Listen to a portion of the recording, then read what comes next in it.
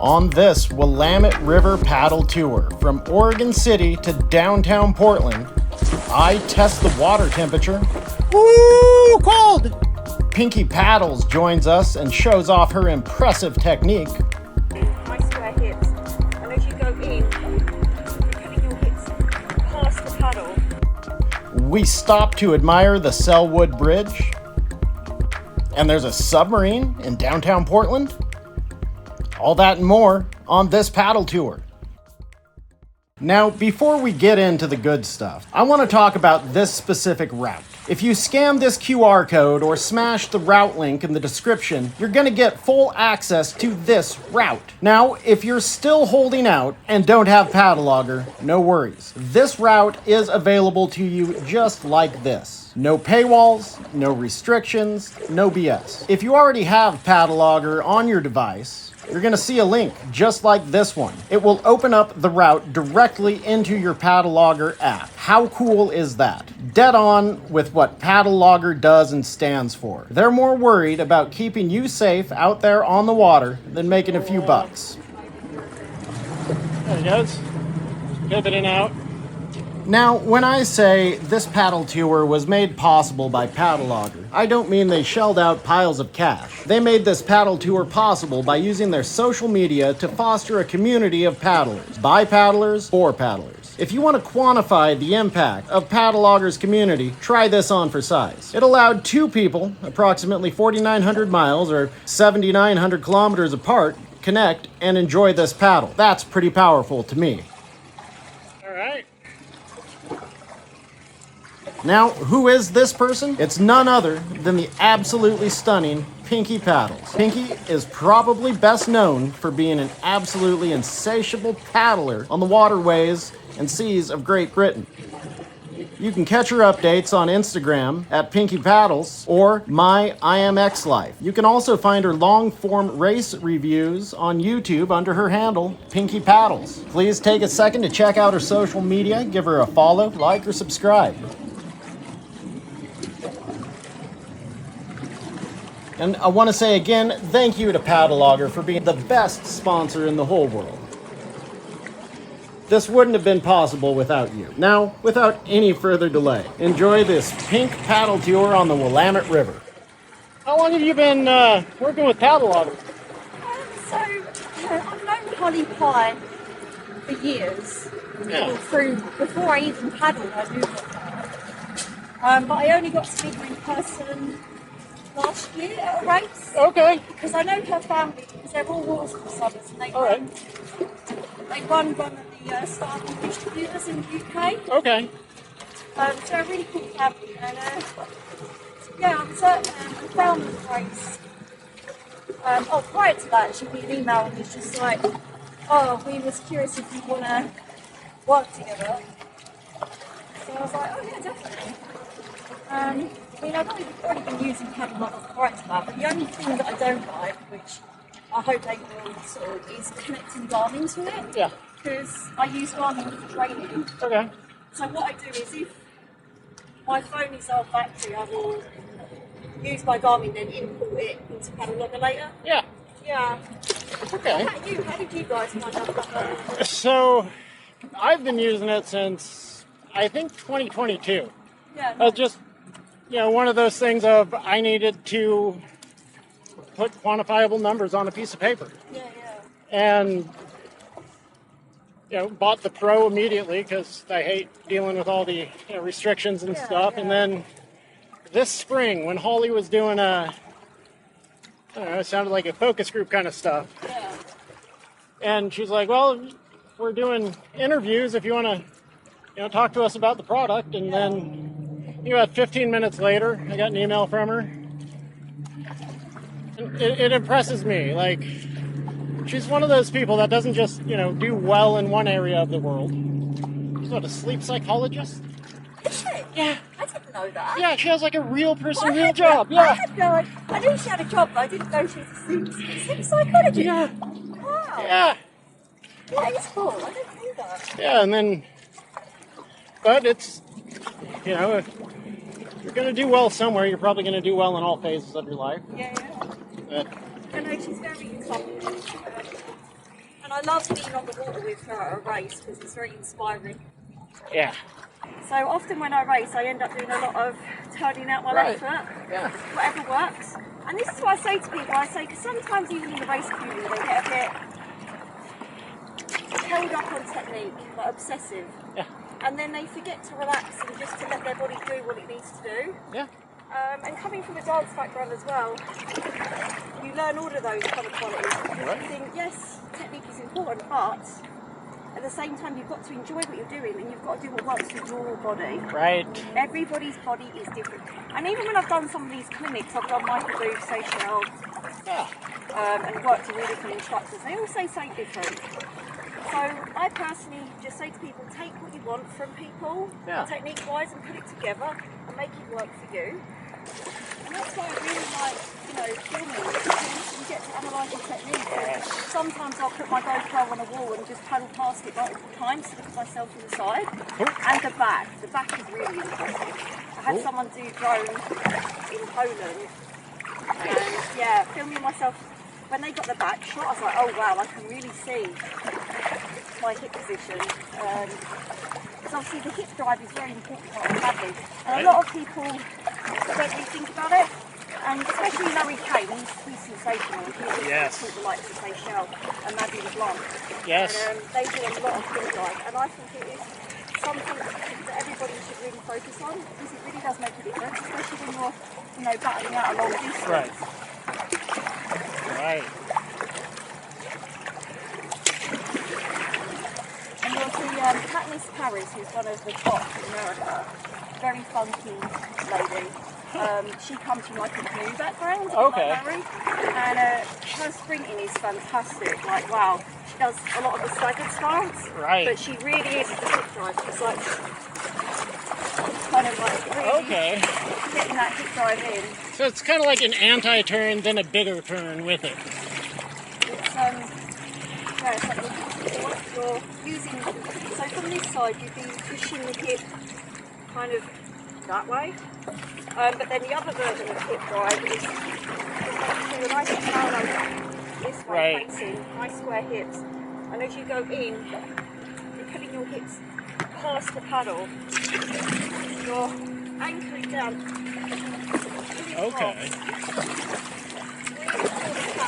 And so that kind of limits the length of the stroke too, so you're not really pushing behind yourself as well. So obviously with the angular paddle, I mean I could go into an essay about it, but a lot of people think, oh, if I reach further like this, and bend, and I'm going to get more distance per stroke. Not always the case, because if you're too far out this way, you can see I've lost the angle of the blade. It's now not you want to be. You're not going to catch the water enough. So you're going to like slide into your board. Everybody's reach is different, but so I do a lot of drills. So like one drill, I'll focus on the top arm position, is if you've got a nice bend but not too much. And then the next drill, I'll focus on the bottom arm. Then I'll focus on exaggerating the pushing the paddle in. It's all about over-exaggerating. I'll do those drills, and then I'll go into paddling. And I really notice improvements.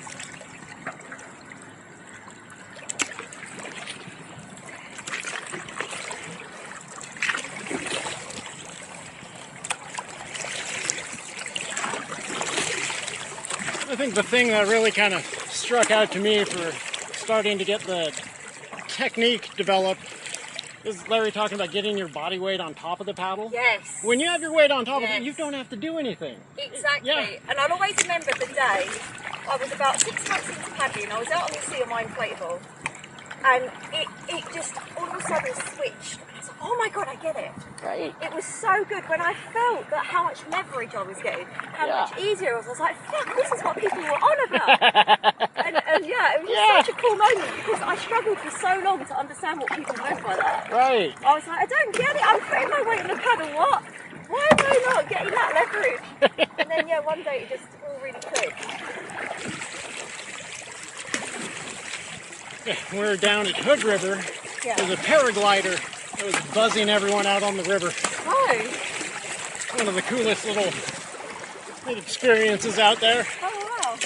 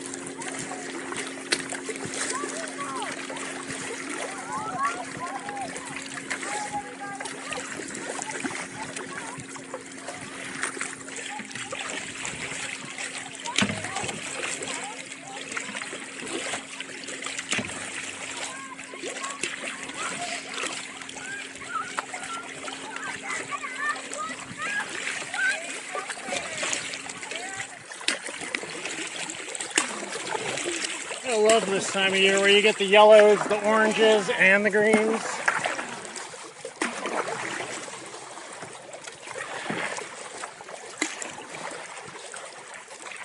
And you might find some places in the Northeast that are as pretty as this, but not too many places in the world that are like this. Oh, no, definitely not.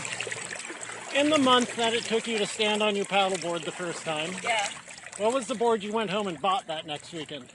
So, you know what?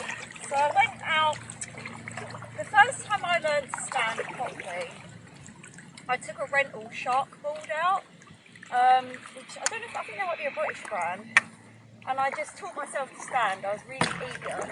Then the following weekend I did my British Stand-Up Paddleboarding Association Ready to Ride course, and that was on a Mistral. Okay. And then, literally, I remember that very day I did that course, I went off to somewhere called Bray Lake, which is like one of the most old school paddleboarding places in the UK. Nice. And it's about 2 hours away from me. I went there because I was hell-bent that I was going to get a red compact board. I don't know why. Again, it's that newbie thing where you just think, I just want something super stable, super easy. Yeah. So I went there and I tried loads of different boards, and I actually ended up buying a Red Sport 11.3 by 32 wide, which is nuts. This is 32. Even the guy who sold me the board was like, no, you really don't need a 32 board. I was like, but it's so stable. Yeah. So funny. You can build a house on that. Like, you can imagine. And I'm only 5'1", and 5'1", there's no way that... so yeah, basically I started off with that board, and I was happy for a few months. Right. And then I realised that, oh, I'd quite like to go faster. And then someone said to me, oh, your stamina's really good, you should do racing. I was like, what, racing on paddleboards, really? What do people do? I went and did my very first race on that board, believe it or not, and actually came second in my age category, which was pretty hilarious. Nice. And yeah, then I got, you know, a taste of race boards, trying out loads of different boards, and realised I could go narrower. And yeah, that was that. One of my friends bought a body glove. It was an 11.5, 32. Kind of the touring shape, which, you know, doesn't really matter on an inflatable, but stupidly stable. Like, had that kind of concave in the bottom so it would stick to the water. And then I bought a 14-foot boat traveler.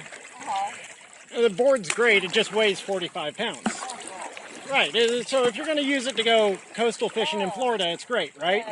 If you're trying to go anywhere, you're going to get some shoulders out of it. But, so I worked with that for a couple of years, and then July of 2023, I ordered the first one from our manufacturer. But like, you know, with this whole crazy idea of trying to find interesting people to go on the paddle tours with, I mean, why not? It's one thing to go and do it, but you know, as soon as you get someone out there that's going to give a different perspective, it makes it that much better.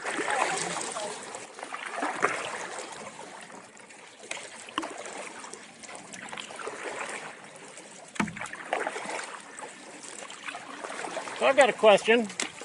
How does it feel to be a reserve member of the Great British Stand-Up Paddleboarding Team? You are a reserve member of the 2025 Great British World Cup Paddleboard Team. Oh gosh, that was hilarious. That was accidental. It's cool, I'll give you that. So, Right.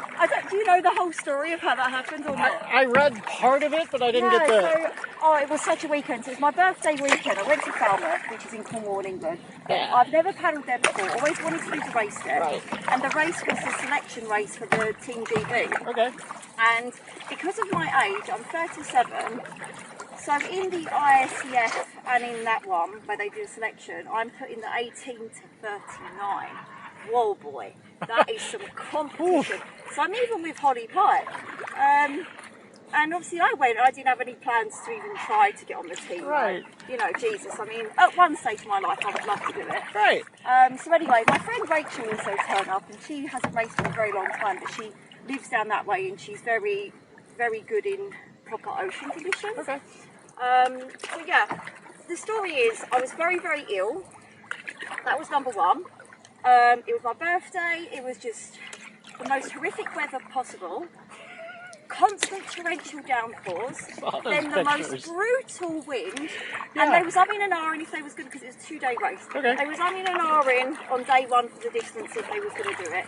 So they shortened the course a little bit, but Jesus Christ, right? So distance is my thing, as you know. So I was a little bit sad that those conditions of being ill weren't a good suit. But I got out there, I did 2 laps, and after lap 2 I just had to come in because I was that ill that if I fell off I knew I wouldn't get back on.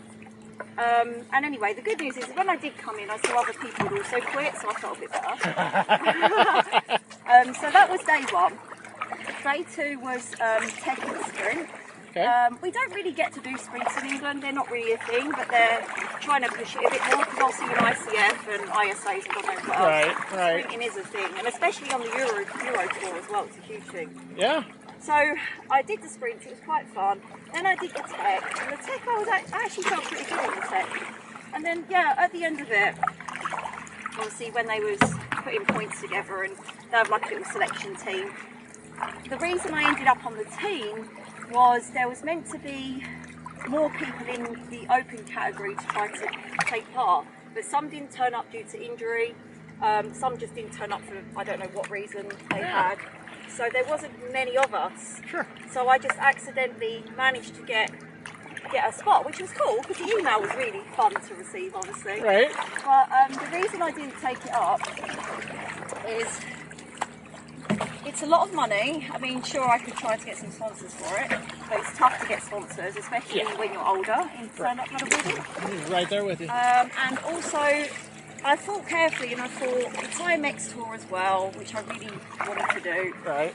And I also thought, yes, I love the heat, but would I want to do racing in that kind of heat in Abu Dhabi? I'm just not sure. Yeah. So I decided not to. My friend Rachel, she's going with Crispin, and Crispin is a guy that is sadly closing down his paddleboarding school now. It's been going for centuries.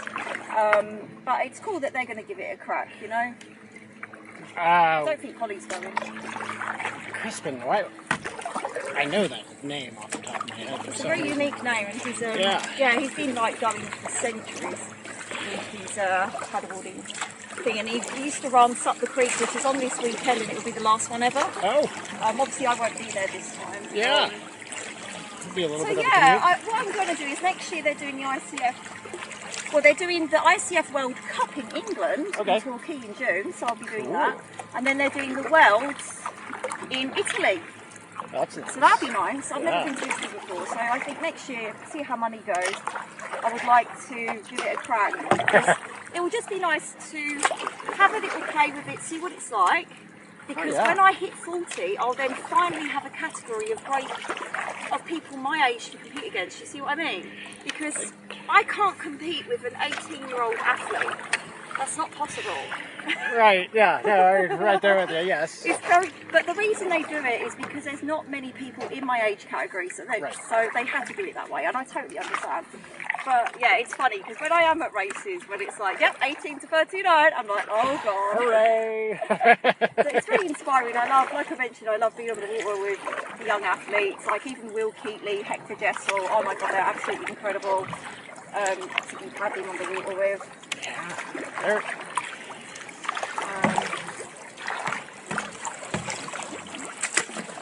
I wish there was more of a kind of developed racing scene on the West Coast. You've got your isolated pockets, but you don't have anything like you guys have. True. And that's the really cool thing about those pockets, though, is like when I was down in Florence and about halfway down the coast in Oregon here, first time I ever seen one of the new Gen Rs. Oh yeah. And then there were about 14 other boards from 404s, Oh, yeah. Light board. Yeah. I was like, hold on. Wow. I've never seen any of these in America. Wow. Where, why, what? I think we're going to the right of this. Because I remember last time I went down that way, but... We could at high tide. Oh, okay. Yeah. Oh, yeah, I can see it. So shallow.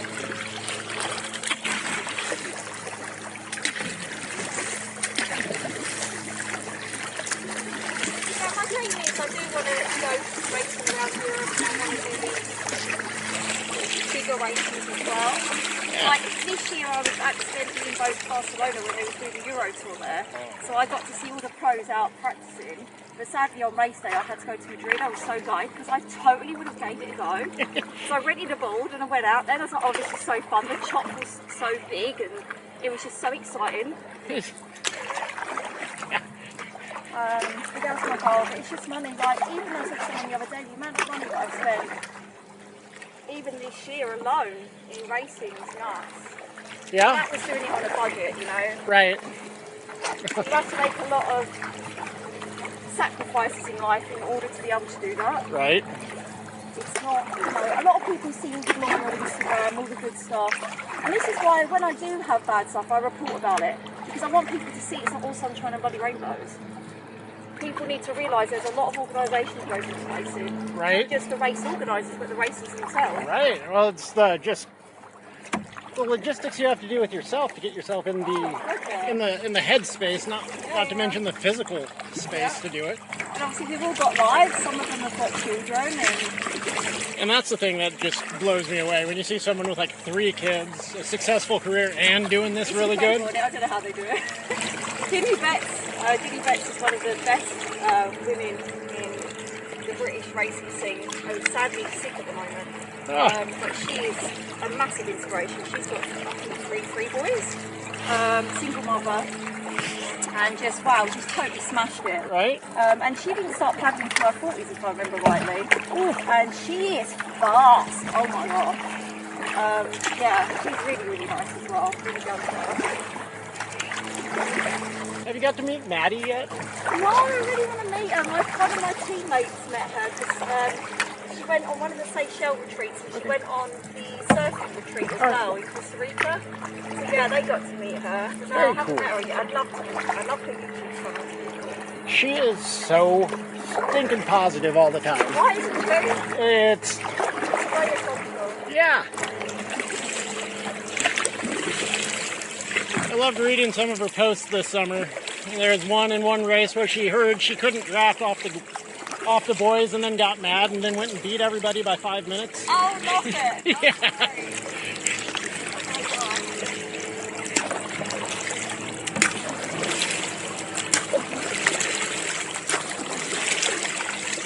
Well, then the crazy thing to me is like having that kind of clarity on what you're supposed to do at 28 years old. Yeah, right? That'd be amazing. Yeah.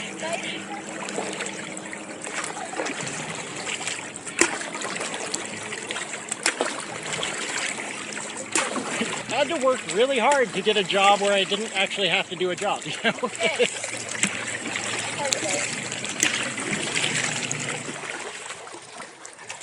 What's your normal pace you paddle at? Huh? What's your normal pace? I don't know pace so much, but speed, I mean, depends so much, doesn't it, on tidal flow, right. wind, energy. But my average speed is about 7 kilometres an hour. Alright. And in race mode, if it's a long distance race, the hardest thing to learn is how to pace yourself. Right. So, for example, I could be doing 8 kilometres an hour, having a great time, then all of a sudden I'll hit a plateau, even with tailwind, MPGLs and God knows what else. Right. And then I have to knock it down to like 7 or 6.5. Okay. But yeah, it's interesting, you know, and a lot of things obviously that racers speak about depends on paddle, board, fatigue, mental energy, right. general fitness levels, heart rate training, I do a lot of that as well. Yeah. Hydration, nutrition, the fin you've got on the board. Right. There's so many factors. Yeah, I had no idea how much just that ray shape would make a difference in yeah. how the board holds on the water. 100%, and especially for tracking as well. So when I'm being a bit lazy, I'll whack the ray on because I don't have to think about it, and I know it's going to give that extra stability, especially if I'm on a really narrow board that I'm not used to. Right. Whereas the Tiger thing, it's mostly for flat water. You can get away with it in some chop, but not extreme ocean conditions. But that gives you more agility, especially for turns, and it does give you that extra speed. And yes, okay, it does help with tracking, but not like the ray. So when you go on to the Tiger, you have to be good at paddling straight. Because if you are slacking, my God, you're going to go off. Right, yeah. Right, so I learned a lot with the Tiger fin. Then I've got a Maliko, I think that's how you pronounce it, which is for downwinding and ocean conditions. Because that's like the ray, but a little shorter and a little narrower, right? A little bit longer than the ray. Oh. Yeah, but it's the width isn't as wide at the top, if that makes sense. Yep. And that is incredible in downwind. Oh my God, it's like, it feels like it's joining the swells under your feet dot to dot. That's the best description I've got. I was really mind blown. I thought, I don't think I'm going to feel much difference. I mean, I'm not an advanced paddler, you know. And then I whacked it on and went out for a downwind. I was like, bloody hell, this is great. So yeah, I'm really surprised. And even when I'm on inflatables, I take those fins because I always say to people, you can always pimp out an inflatable with a decent fin. Right. Well, here's one thing I'll say. This is going to be one of the faster times I've turned in. Oh, nice. Yeah.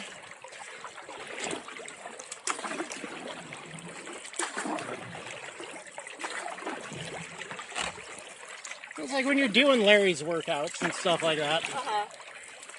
You're just so far in the trenches, in the battle, trying to, work through the technique and the slog, and then, okay, now what do I do? And just kind of nice to actually be out with somebody who knows how to keep pushing forward. Yeah, totally. And even when I'm out and I do a lot of social travels in England with beginners and stuff. Yeah. So I can always slow down, but then I also push on at parts to show and inspire people. Right. And it really does work because I have people messaging me afterwards like, oh, I want to be like that, I want to do that. And I'm like, you can, you absolutely can. Right.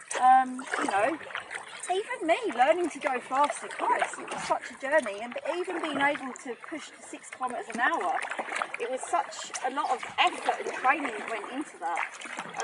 Yeah, I'm still getting there. Right, and it's so cool, and that's what I love about it. There's always stuff to learn, it never ends. Yes. It's just like dance, even with ballet, it never ends. The professionals are always getting 1 million corrections. Right. And that's what keeps me interested. If it's a sport that once you learn the basics, that's it, I'm not interested. I get bored. I get so bored. Yeah, I like just playing around, even in my own training sessions, I'll take a chunk of time after I've done the hard draft just to experiment with the strokes. Right. My paddle length as well, because obviously paddle length is so important. Right. This is why I like the Hydro Temple X when I travel, because obviously it's adjustable. Right. And I'm on different boards all the time. Whereas when I'm racing, I obviously use a one piece. But I've got 2 Hydro Synergy X's, and I was grateful to get the Slim Shaft Flex 90 this year because I've got such small hands. Right. And it made such an incredible difference. And when I got that paddle, even Chris was like, oh yeah, what's your height? And working out the length. And I told him the length I currently have my other Hydro Synergy X. And he was like, what? He was like, you could definitely go shorter. And because obviously I do a lot of racing on the All-Star, right, and then sometimes obviously if I can't get the All-Star, I'm on my SIC, which is flat deck. It's very different because the SICRS is more on the water, right, whereas the dugout, you're kind of concave, you're kind of cocooned in, and right. It's a different feeling. So if your paddle is too long, God, you really feel it.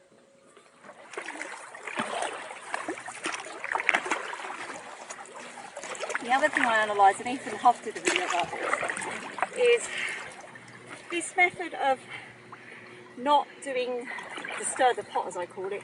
So just straight, that kind of motion, right, rather than doing the circle with the top Oh, arm. right. Right, it's really fascinating because even when I'm doing long distance races, I'm analysing people, seeing what they're all up to, Right. and it's just so interesting. But for me personally, definitely circles. It's very rare that I can keep that, God, that top arm. This feels really strange. It does, and then like that, where you feather through. It's just, Yeah. oh, I have never. There it is. I saw the reflection off the water before I could see it.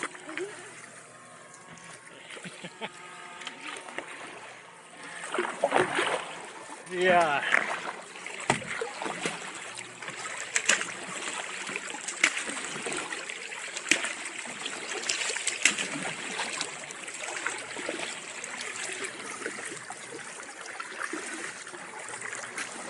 yeah, a cool drill that I learned from Michael Booth that really stayed with me was burying the blade as much as you can, then tapping your knee, and then he would do it and try to ignore and tap his ankle.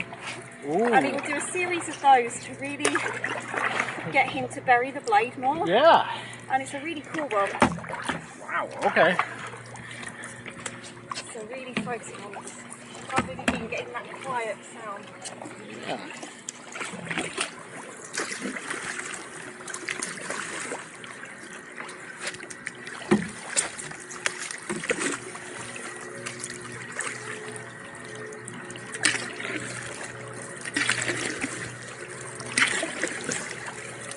And then when you go back to paddling normally, Right. you can really feel that you're burying the blade better. Just how much quicker the acceleration happens when you're doing it right. Right? And that's something I pride myself on. In long distance races, I never slack on technique.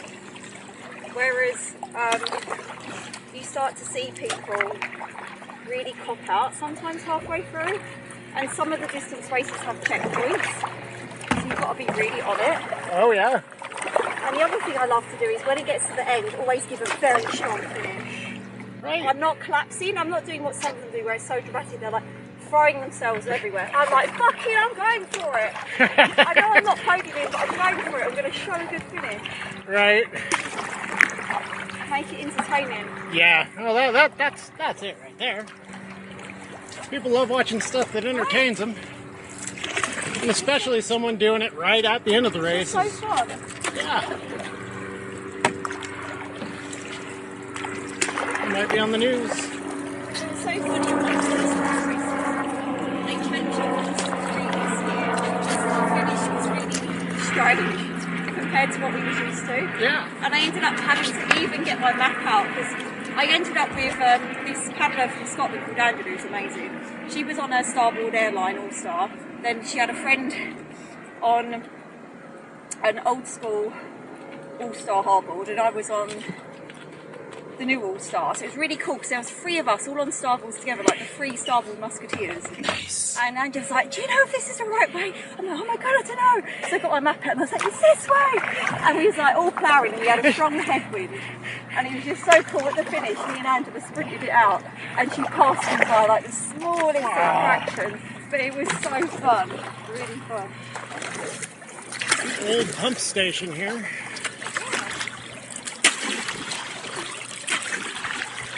Or it could have been an old dam.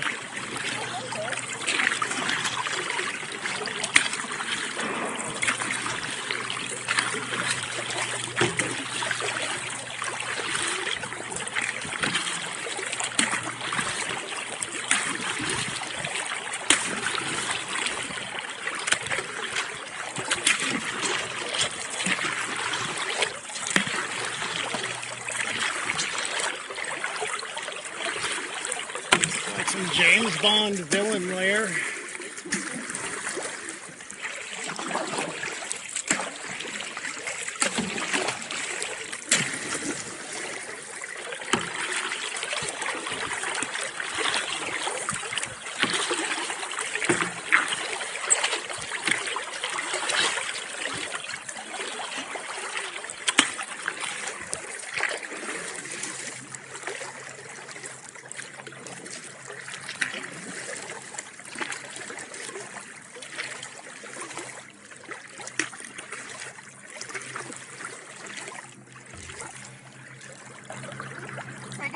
you done surfing before?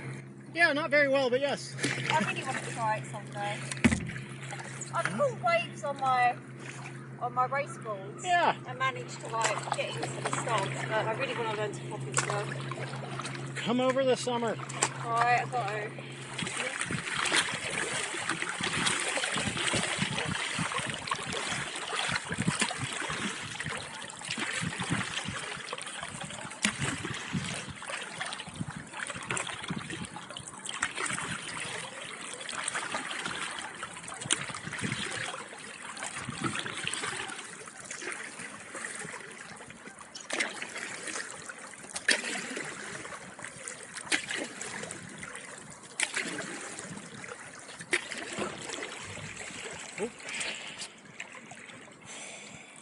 I feel like I have to very much over-exaggerate my shoulder getting to the outside rail of the board to keep it going straight. Yeah, I bet. It's so much lighter. Yeah, it's crazy, isn't it, how width makes such a difference.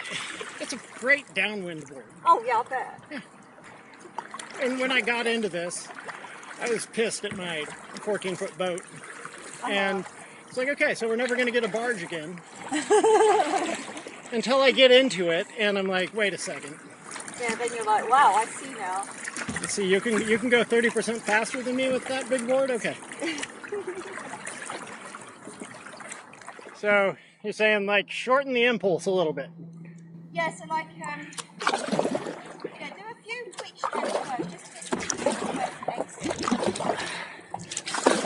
Feels like I get stuck in the water a little Yeah, bit. hang on, just do a few of those first, and I'll analyse it. Right, now go back to your regular stroke, but I want you to think about exiting sooner. Okay, so Just take a few moments to think about it. So like, is that the wrist moving forward, kind of starting the exit, or? so what I think about, right, is once I've done my strokes, I'm already thinking about where I'm going to exit. So I'm like, okay, now I'm going to stop the next stroke. Okay. And I'm kind of doing a reach to catch process. Okay. Uh-oh. Oh, we got buoys all over the place here. It's going far.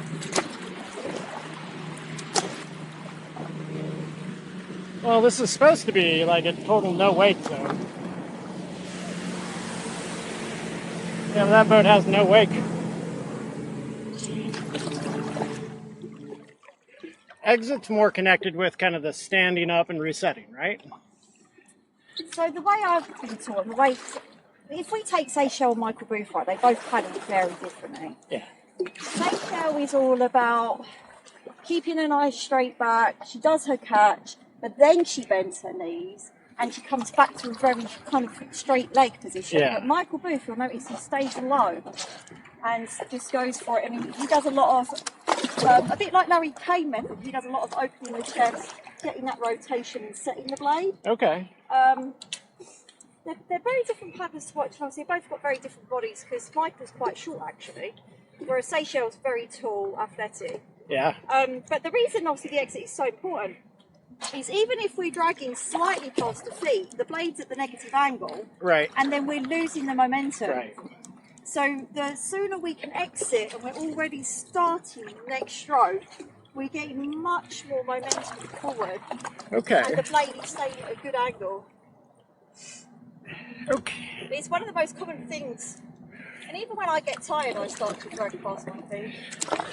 And, well, that's been the thing that I've been working on all year and just have not given the actual time I need to Yeah, it's like think through the actual like mechanics of the operation. Go, okay, so what am I doing here at every this time point? I paddle, I always break down the stroke in my head and try to. It's kind of like in ballet class. We start at the bar to warm ourselves up and get used to the motions the body needs to do for the real thing. Mm-hmm. And that is exactly what the paddle warm up should be. But what I see a lot of racers do as well, they don't do any land warm up. They just get on the water, no proper warm up on the water, and just go for it. And it's a tragedy because you're not drilling into your body what it needs to do for an amount of time. Right. And you're losing the benefit of just breaking everything down. So even now, like, I'm thinking in feet, because I sometimes have a tendency to go too wide. Right. So I'm stuck. Hard myself, getting that body weight on the paddle, getting the rotation. I love how Larry talks a lot about rotation. Right. It's so true. It's so true. Larry talks like a golfer, by the way. You can't be like this the whole time. Yeah. It's just not possible, you know. Well, when you see his setup though, with how far like offset he is, Yes. like I have no problem stacking my shoulders when I'm turned sideways. Yeah, and that's why I always say to people, go experiment with your feet, because Yeah. you know, like me, like when I'm doing big distance and my hips play enough, I will go a little bit further back. Right. Just turn my hip out a little bit. I'll do whatever I've got to do to keep my body happy at the end of the day. Right. And some people, there was one paddler picked up and he was like, "Oh, your left foot is really turned out." Like he said it like a bad thing. And I said, at the end of the day, mate, there is no actual rules about where your feet should be. This is true. As long as your body's happy, you're still going at the speed you want to do, and your technique isn't falling apart. This is true. It really doesn't matter. The prime things that do matter are, you know, not losing the angle of the blade. That is a priority. Right. And the depth that you're going. Because another thing I see some racers do is they over-bury the blade. So they have a shorter paddle and they just keep burying constantly. That was me in my It's first year. It's already set. If you're already set and you're continuing to bury in it, you're losing so much body energy. Right? Because you're basically kind of like filtering it down instead of pushing on it. Yeah. You know, you want to hard and fast, basically. Yeah. Plant it. Yeah. It's not plant and keep going low. Right. I see so much of that, and it's so bizarre. The catch finally makes sense with the catch of the blade. Like, Yeah, it's got to cut. And like, Yep. even me, when I'm slacking, I can feel when I've got my full catch. Because it just feels like I'm tickling water almost. You know? Right. I haven't got that power behind the blade. And that's why, obviously, as well, blade size matters. Because my very first black project paddle, I went for a medium blade. And when I met Chris for the first time and I had that paddle, he goes, "Oh my God, why have you got a medium blade? You don't need a medium." The only time I would have needed a medium is like if I'm doing a short sprint or something high intensity like that. But this is probably why I had a shoulder issue. Because I'm using a blade way too big for me.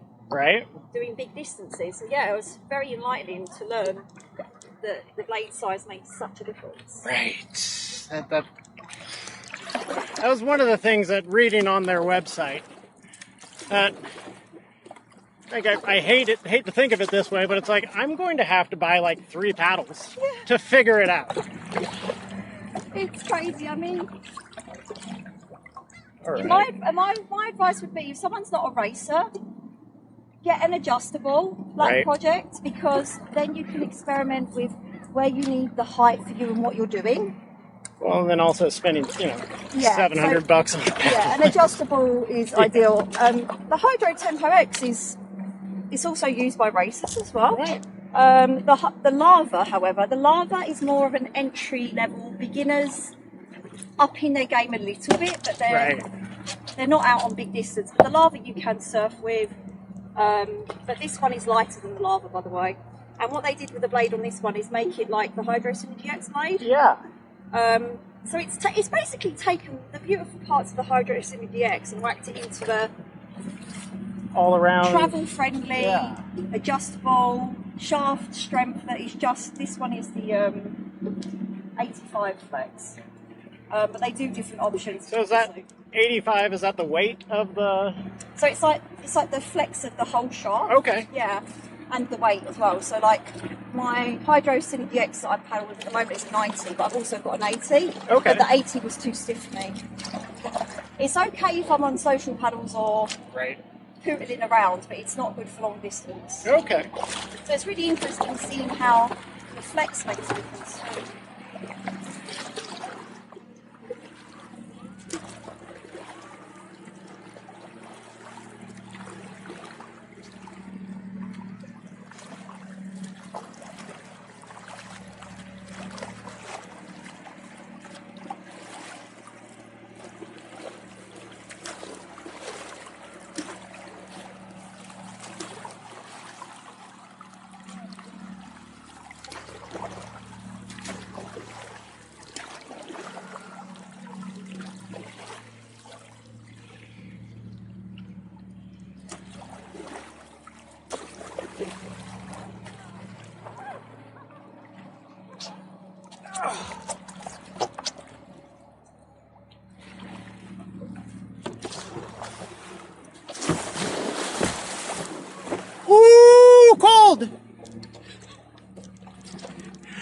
Whew. So But- every time, and I play around with my legs a lot. Like sometimes I'll do the motion of kick, drive forwards and throwing myself into my cat. And sometimes I'll do the set up the cat slight bend, then bending and coming up straighter. In a long stroke, I tend to do this more. If I'm powering down, I'll keep my knees bent the whole time, and I'll just throw my knees forward. Woo!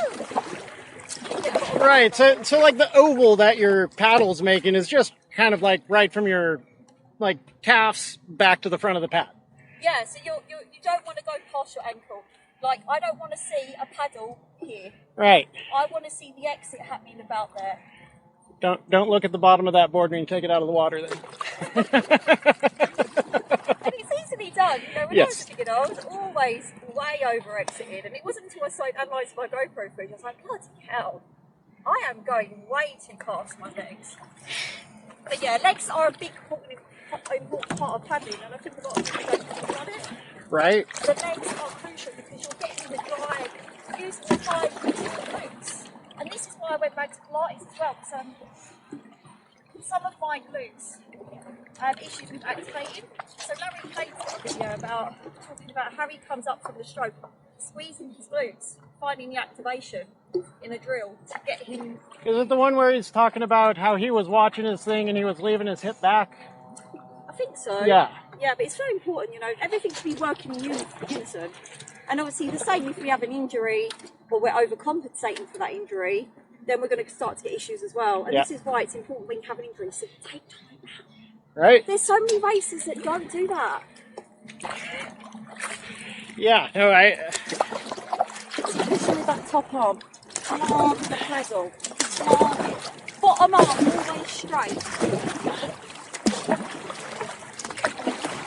Oh, okay.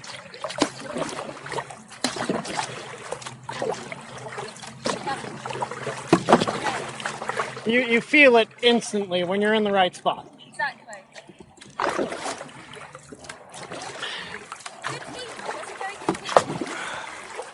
See, that's good that you've got that, because a lot of people find the hinge the hard part. Because I look at Maddie and I'm like, the hinging is very important. she's like 90 degrees. You've got a hinge. Yeah. Obviously, if you're just pissing around and it's a social paddle, Right. then by all means just stand with a softening and just poodle around. But if you want to get shit done and you want to build your muscles and you want to lose weight and you want to go faster, Right. then you've got to put some work in, you know. Yes. Yes. Yes.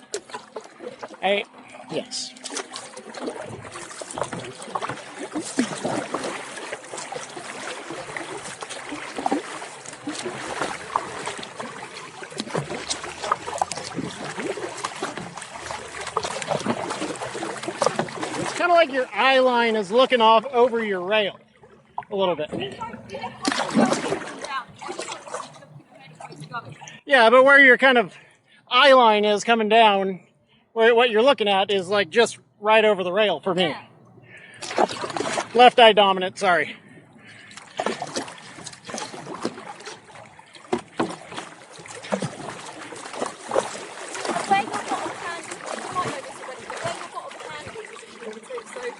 When I want to engage everything, imagine it's a super windy day, I've got chopped from all fucking directions, I'm losing the will to live. Bottom arm will be lower, so I can really engage everything I've got and get control. Then I'll choke hold as well, so I'll get the top arm and go like this, short on my paddle, especially when I'm doing like a sprint finish. And then by just putting the arm up a little bit, so, you know, the typical thing, hold it above your head, find the angle. When you're a beginner, yes. Michael Booth does a thing where he gets you through this, you take it in a little bit more, and then you can find like a good kind of happy medium where you want to be from like a distance. Yeah. That's a really nice thing to think about. And the thing with the direction that I've fixed now is not letting my finger leave the paddle shaft, because I was over doing this a lot. Right, so you're okay. I was getting too excitable thinking that I was gaining a lot by being out here. Yeah, I do that too, yeah. Where you're just on your front two fingers and You want to get that grip, you want to have control.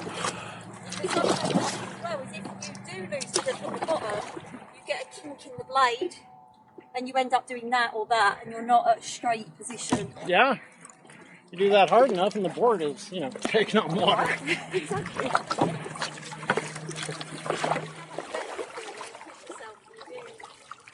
Any kind of exercise. Right? Just the torture you put yourself through just pays off so much later. Then you also have to be a special kind of masochist to love this too, so. True.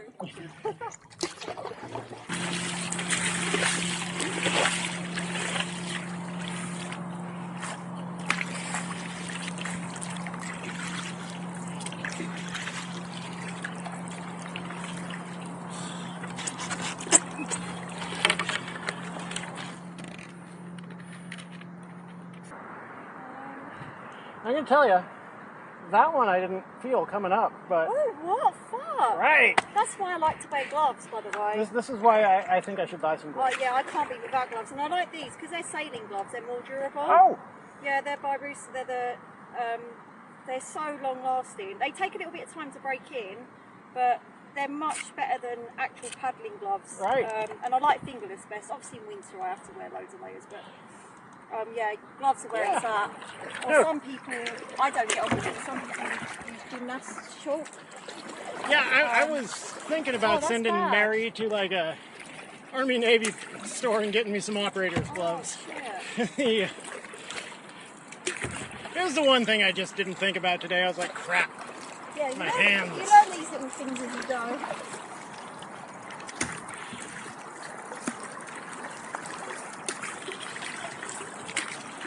Right? Like an apartment like that would be perfect. Oh, wouldn't it? Yes. Oh, God. But the good thing about that big blister is it forces me to keep my hand off the bottom of the paddle. Oh, there you go. So.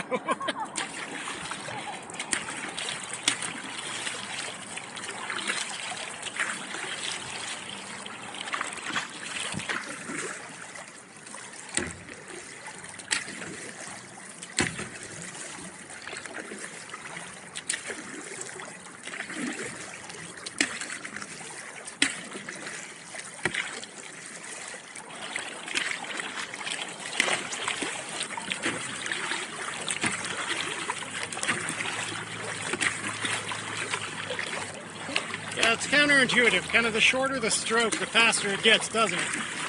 Yeah, so that's why I like these short, sharp strokes. Yeah. And like short stroke is similar, but obviously long stroke you can still go fast, but you have to do a lot of training your heart rate zones. Right. So a lot of kind of going out doing like stuff in zone 2, which is very tedious, but it builds the cardiovascular system to be able to push for, like, you know, more power, more speed when you're doing long stroke. Right. That's why you get a lot of the top endurance paddlers, like from England. We've got like Mark Salter, who's now had double shoulder surgery, bless him. Not through paddling, but he's like so good at super endurance, and it's also the right heart rate training. Right. So I tend to wear like a chest strap that connects to my Garmin to give me better accuracy. Yeah, I'll always remember when I did my first couple of distance rides. I had no training in me. I literally had my hardball 2 weeks. I just thought, fuck it, what's the worst that could happen with a 26k paddle on the Norfolk Broad? Oh my lord. It nearly broke me. Yeah. And I nearly didn't make the checkpoint, and one of the marshals came and paddled with me and he said, you know what, he said, this being your first distance race, you haven't let your technique slip. Oh, nice. So that was really nice of him. He just said, you've got this, you've got to keep pushing, you've got to keep pushing. Right. And yeah, when I made that finish line, oh my god, it was just such elation. Nothing beats the feeling when you put that work in and you actually manage to finish. Yeah. Doesn't sound like there's a lot of people that go from Oregon City back down to downtown. Oh. I haven't found anyone that's put any of this trip up. Oh, okay. Yeah, I mean, even on the Sub PDX group, it seems to be a lot of summer paddlers on it, I've noticed. And obviously there's the racers, but they kind of do their own thing. Right. when I went out with them last time, there's quite a lot of us. There was like, say, half leisure paddlers and half racers. I would say in the States it's 90% leisure, 10% racers. Oh yeah, same in England. There's not really. People think on Instagram it looks like we've got a big race scene, which yeah, it's fairly big. Yeah. It's still a very tiny amount of people that actually run. Right.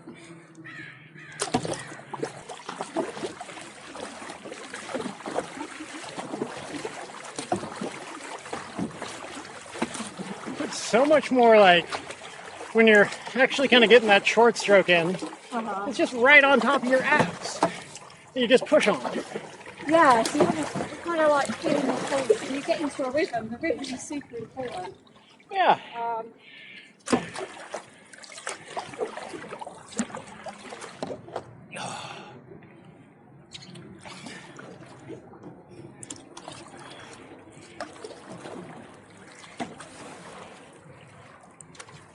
The yacht club on the west bank over there is where we're headed. But I'm going to go touch a submarine first.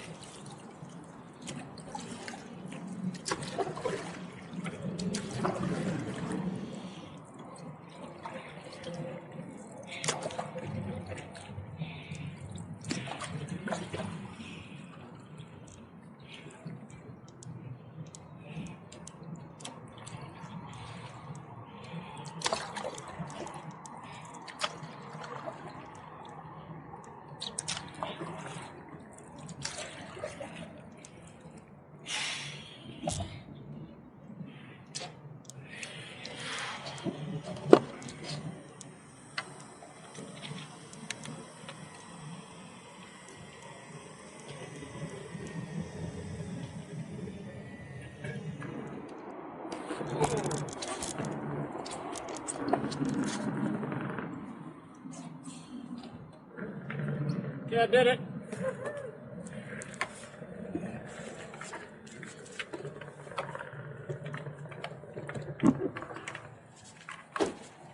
Baby said you got princess parking?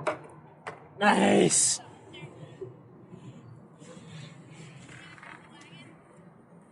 Yeah.